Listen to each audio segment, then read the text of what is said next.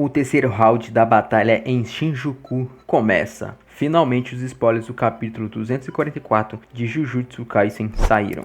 E teve uma grande reviravolta no final. Os feiticeiros já tinham articulado tudo, mas nem tudo deu certo. Então vamos conferir isso. O capítulo começa mostrando os três principais personagens da próxima batalha, que são o Rei das Maldições, Ryomen, Sukuna, Itadori e o advogado que ninguém queria, Higuruma. Mas antes da batalha começar, temos um flashback, onde mostra os feiticeiros em uma reunião para saber quem vai enfrentar Sukuna caso Satoru seja derrotado, e também o que eles vão fazer a respeito de Kenjaku. Então decidem arriscar com Tabaka e o golpe final de Yuta Okkotsu, mas o Kusakabe fala que o Yuta tem que voltar rapidamente porque o problema principal será o Sukuna. Então o plano deles tem que dar certo, e como vocês sabem, eles conseguiram matar o Kenjaku, mesmo que temporariamente, e a batalha do Kenjaku acontece ao mesmo tempo que a do Sukuna. O Hajime fala que vai primeiro, mas fica meio com raiva porque Kusakabe fala pra ele que não adianta se jogar na linha de frente se vai ser morto instantaneamente. O Noritoshi foi o próximo a se pronunciar e fala que vai desistir, já que não pode mais ajudar, e vai se concentrar em ajudar sua família, e está até pensando em sair do país. O Itadori agradece o Noritoshi pelos ensinamentos, já que Chozo não me ensinava bem, e o Kusakabe fala pra ele não se preocupar, que está tudo bem, porque afinal de contas, o que eles vão fazer é um ato automortífero. Você entendeu, né? Eu não posso falar aquela outra palavra aqui no YouTube. Higuruma fala que vai logo depois de Hajime, que fica puto de raiva porque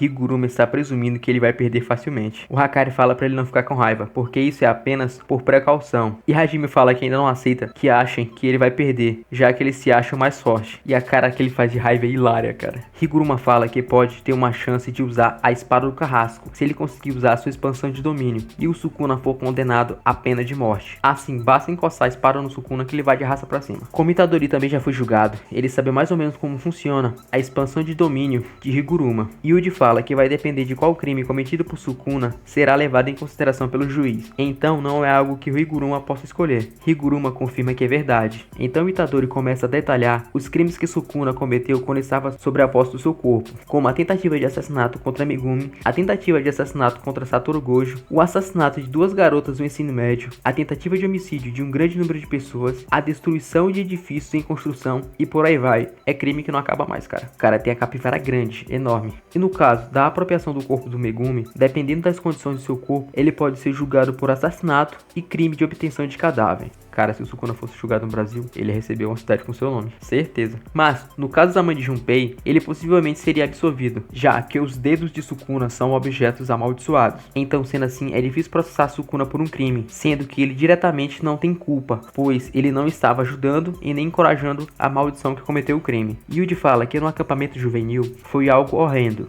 Higuruma fala como funcionam as leis no Japão. Se você matar uma pessoa, a sua pena pode variar de 10 a 15 anos. Se for 2 pessoas, será prisão perpétua ou pena de morte. Se for 3 pessoas ou mais, é pena de morte imediatamente. No meio desse tempo, Miwa pergunta para Kusakabe se ele está entendendo ou apenas fingindo que está entendendo. Kusakabe responde dizendo que não é tão desprezível e que ele não deve ser subestimado. Então, Kusakabe fala se fosse um tribunal normal, incluindo todos os crimes de Sukuna, ele receberia a pena de morte sem dúvidas. Mas, na técnica do Higuruma, o juiz leva em consideração um crime por ocasião. Sendo assim, a chance de Sukuna receber pena de morte é de 30%, já que os pequenos crimes podem absorver os crimes hediondos. Higuruma fala que existe a possibilidade do juiz processar o massacre de Sukuna em Shibuya por danos à propriedade ou invasão de prédio. Sendo assim, é difícil conseguir a pena de morte. Cara, eu acho que esse juiz só pode ser brasileiro. Itadori diz que na sua vez o juiz levou até em consideração a questão dele jogar pachinko, e também fala que concorda com o que Higuruma falou, pois pode ter infinitas coisas que o juiz pode levar em consideração. Higuruma fala que o Sukuna poderia ser acusado por pequenos crimes a partir do momento em que ele reencarnou em Itadori, mas Higuruma acha que o principal problema são os crimes cometidos há 100 anos atrás, pois o estatuto foi alterado ao longo do tempo. Mas se o criminoso estivesse fora do Japão, o processo da limitação seria parado. Hakari diz como Sukuna está tecnicamente morto, talvez seja considerado que ele esteja no exterior. Então Higuruma diz que como o juiz é um Shinigami da sua técnica, se ele se convencer disso, possa ser ser que o juiz seja influenciado. Hakari fala para ele, pelo menos se convencer dos crimes de Sukuna, pois pode ser muito útil, já que o juiz pode ser influenciado. Se você conhecesse o poder de uma propina Higuruma, o Sukuna já estava morto. Higuruma diz que não sabe se isso vai ser aplicado às 10 sombras ou Santuário Malevolente. Então, cortando ele, Itadori fala que talvez haja uma chance, uma maneira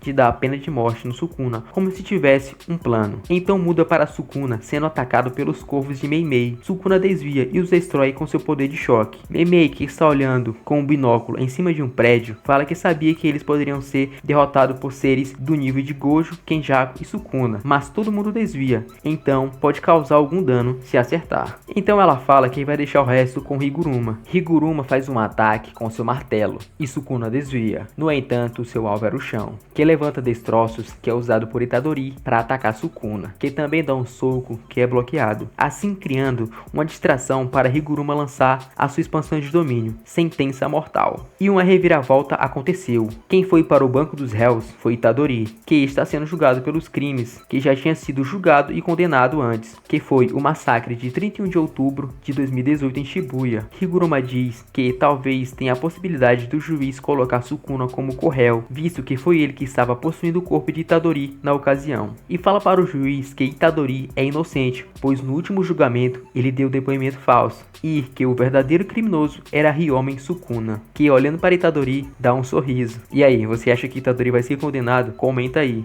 Vou tentar trazer o capítulo oficial quando sair. E se você gostou, deixa o like e se inscreve pra gente bater os 1000 inscritos. Por hoje vamos ficando por aqui. Até a próxima. Valeu. Tamo junto.